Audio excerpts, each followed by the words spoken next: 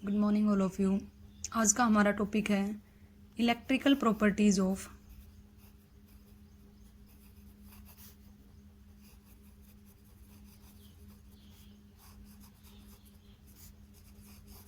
Solid.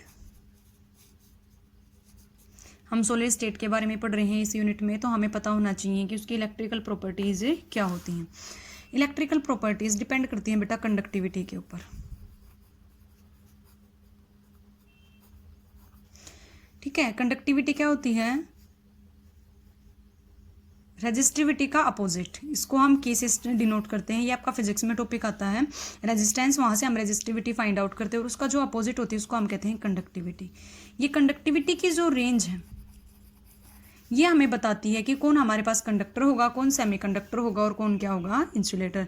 तो इस unit में हम इस कंडक्टिविटी का यूज सिर्फ ये पता करने के लिए करते हैं कि जो हमारे पास जितने भी सॉलिड्स हैं उनकी प्रॉपर्टीज क्या क्या हैं, किसके अकॉर्डिंग वो एक कंडक्टर, सेमीकंडक्टर और इंसुलेटर में डिवाइड हो सकते हैं।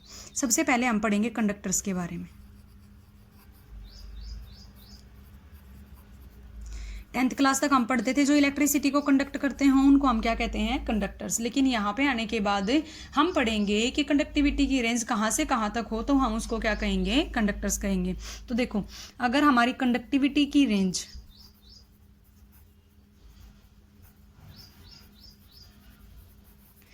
10⁴ यूनिट होती है कंडक्टिविटी की पर ओम पर मीटर से लेके 10⁷ पर ओम पर मीटर तक है। कंडक्टिविटी की रेंज अगर 10⁴ पर ओम पर मीटर से लेके और अगर कहाँ तक है 10⁷ पर ओम पर मीटर तक है तो उसको हम क्या कहेंगे, कंडक्टर्स कहेंगे। हमारे पास मेटल होती हैं, गुड कंडक्टर ऑफ इलेक्ट्रिसिटी होती हैं, क्योंकि उनकी जो कंडक्टिविटी की रेंज है वो 10⁻⁷ पर ओम पर मीटर तक होती है। ठीक है, इसीलिए ये बेस्ट कंडक्टर ऑफ क्या होते हैं बेटा, इलेक्ट्रिसिटी के होते हैं। ठीक है, अब देखो हमारे पास कंडक्टर्स हैं वो 2 टाइप के होते हैं।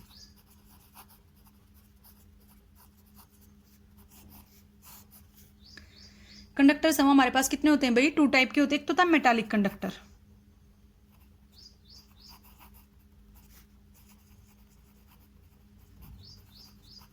और सेकंड होता है भाई हमारे पास इलेक्ट्रोलाइटिक कंडक्टर्स।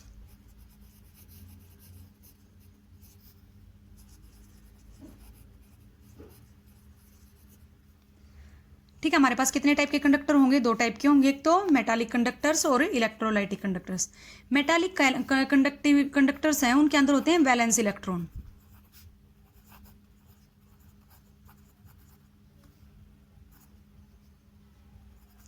जब वैलेंस इलेक्ट्रॉन फ्लो करेंगे तो वहां पे वो कंडक्टिविटी शो कराएंगे, कंडक्टिविटी शो कराएंगे तो इलेक्ट्रिसिटी को क्या करेंगे, वो कंडक्ट करेंगे। ठीक है, तो उन वैलेंस इलेक्ट्रॉन की प्रेजेंस की वजह से हमारे जो मेटल्स होते हैं वो इलेक्ट्रिसिटी को क्या करते हैं, कंडक्ट। इलेक्ट्रोलाइट NaCl है, वाटर में डिजोल्व कराया किसी भी लिक्विड में, Na पॉजिटिव में और Cl नेगेटिव में क्या हो गया, डिसोसिएट हो गया। तो जो इलेक्ट्रोलाइटिक कंडक्टर्स होते हैं उनके अंदर आयंस फ्लो करते हैं और फ्लो ऑफ आयन की वजह से वो इलेक्ट्रिसिटी को क्या करेंगे, कंडक्ट करेंगे। ठीक है, ये सॉलिड स्टेट में इलेक्ट्रिसिटी को कम कंडक्ट करते हैं, बल्कि लिक्विड स्टेट में क्या करेंगे, ज्यादा करेंगे, क्योंकि जब ये लिक्विड स्टेट में प्रेजेंट होंगे तब क्या होगा, आयंस वो ज्यादा प्रोड्यूस होंगे in comparison of solid state. ठीक है भाई, उसके बाद आता है भाई हमारे पास सेमी कंडक्टर्स।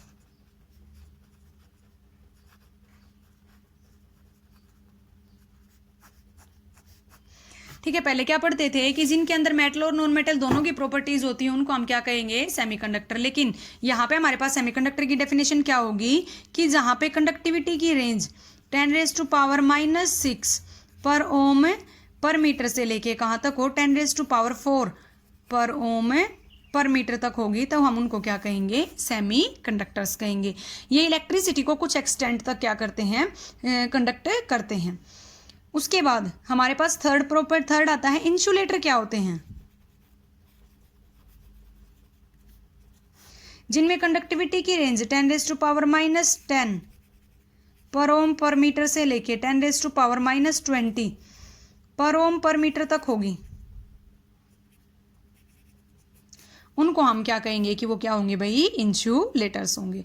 तो ये कंडक्टिविटी के ऊपर डिपेंड हम इनको तीनों टाइप में डिवाइड कर देते हैं, सेमीकंडक्टर, कंडक्टर और इंसुलेटर्स। ठीक है भाई। उसके बाद हमारे पास एक बेंड थ्योरी आई जिसने हमारे पास इन इलेक्ट्रिकल प्रॉपर्टीज को एक्सप्लेन करके बताया कि इलेक्ट्रिकल प्रॉपर्टीज किसके बेस पे होती हैं। बैंड थ्योरी ने हमारे पास है ना दो बैंड दिए, कंडक्शन बैंड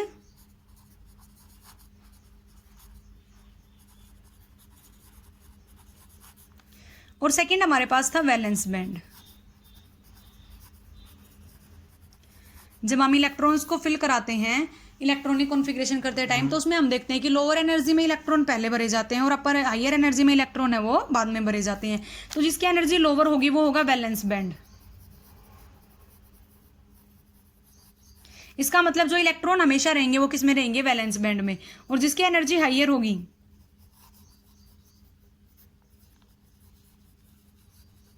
वो होगा हमारे पास कंडक्शन बैंड। तो हमारे पास दो टाइप के बैंड होंगे, वैलेंस बैंड होगा और कंडक्शन बैंड होगा। तो देखो इनके स्ट्रक्चर कुछ ऐसे होते हैं अलग अलग हमारे पास।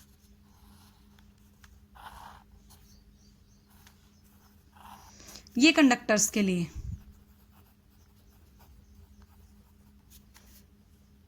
सेकंड होगा हमारे पास ये सेमीकंडक्टर के लिए,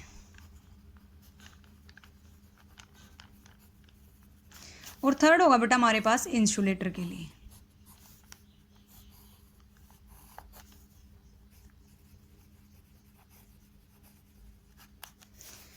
हमारे पास ऊपर हायर एनर्जी के लिए कौन सा बैंड है, कंडक्शन बैंड, और लोअर एनर्जी के लिए क्या है भाई हमारे पास, वैलेंस बैंड। ठीक है, हर एक में यही होगा, जिसकी हायर एनर्जी होगी वो कंडक्शन बैंड, जिसकी एनर्जी कम होगी वो वैलेंस बैंड।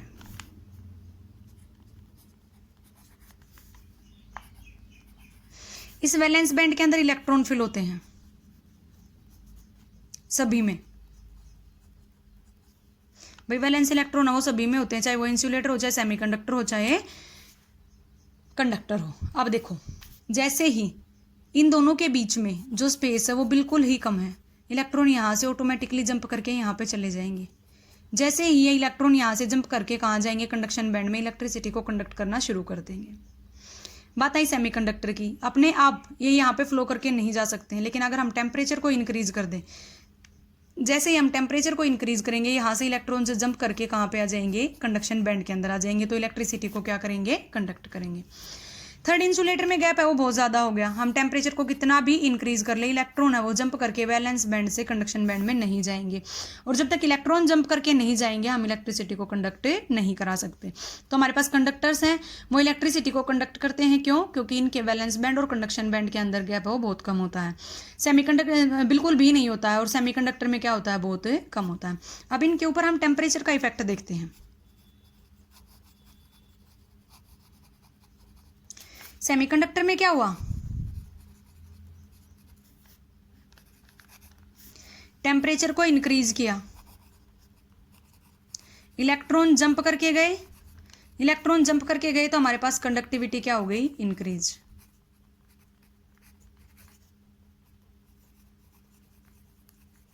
लेकिन जब बात कंडक्टर्स की आई, इंसुलेटर के ऊपर कोई इफेक्ट पड़ता ही नहीं।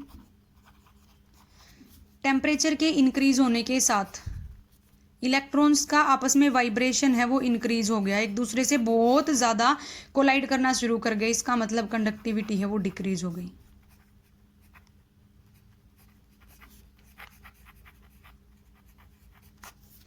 ठीक है भाई, तो हमेशा जो सेमीकंडक्टर होते हैं उनकी कंडक्टिविटी है वो इंक्रीज होती है, किसके साथ, टेम्परेचर के साथ। ठीक है, और हमारे पास जो कंडक्टर्स होंगे उनकी जो कंडक्टिविटी है वो डिक्रीज होगी टेम्परेचर के साथ। यहाँ पे हमारे पास एक नया कंडक्टर आया है जिसको हम बोलेंगे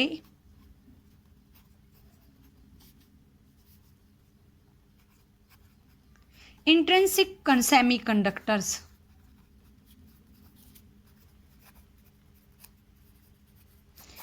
जो एक्चुअल में सेमीकंडक्टर है नहीं, लेकिन जब हमने डोपिंग की प्रोसेस कराई तो वहां से हमने दो टाइप के सेमीकंडक्टर बनाए थे, एन टाइप और पी टाइप।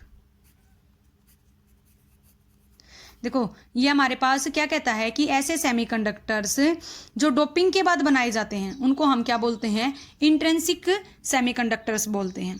ठीक है, वो भी हमारे पास बहुत ही कम टेम्परेचर के ऊपर भी कंडक्टिविटी क्या कराते हैं, शो कराते हैं। तो ये सेम सेमीकंडक्टर के जैसे ही होते हैं, इनमें कुछ ज़्यादा डिफरेंस नहीं होता है, इलेक्ट्रिसिटी को क्या करेंगे, ये कंडक्ट करेंगे। ठीक है भाई, उसके बाद आती है हमारे पास मैग्नेटिक प्रॉपर्टीज क्या होती हैं।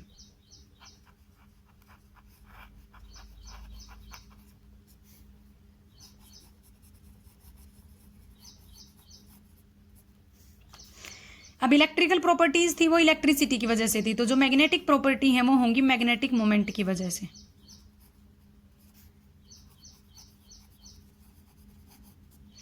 हमारे पास जो इलेक्ट्रॉन है वो जब उसका मैग्नेटिक फील्ड में रखते हैं तो वो क्या करता है, एक मैग्नेट की तरह काम करता है और उसकी रोटेशन होती है वो एंटी क्लॉकवाइज डायरेक्शन में होगी।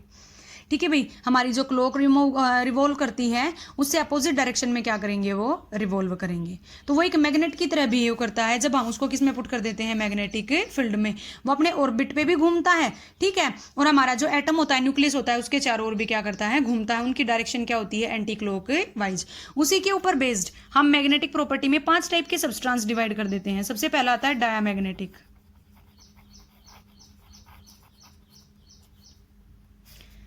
सबसे पहला क्या होता है भाई, डायामैग्नेटिक। डायामैग्नेटिक सब्सटेंस वो होते हैं जब एक्सटर्नल मैग्नेटिक फील्ड अप्लाई किया जाए, ठीक है, और वो उन सब्सटेंस को क्या कर दे, रिपेल कर दे। सब्सटेंस